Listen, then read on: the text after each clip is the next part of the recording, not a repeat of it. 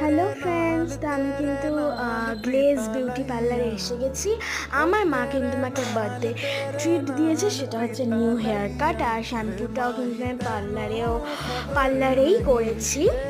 So এই তোমরা দেখতেই পাচ্ছ কি যে আমার কিন্তু এখন শ্যাম্পু হচ্ছে, অ্যান্ড দেন কিন্তু এই দেখো আরও শ্যাম্পু হচ্ছে অ্যান্ড দেন আমার চুলটা কিন্তু ড্রাই হয়ে গেছে, অ্যান্ড এরপরে কিন্তু কন্ডিশনারও দিয়ে দিয়েছে আমাকে। এবার কিন্তু আমার চুলটা ট্রাভেল ড্রাই হচ্ছে, এবার আমার চুলটা কিন্তু কাটছে।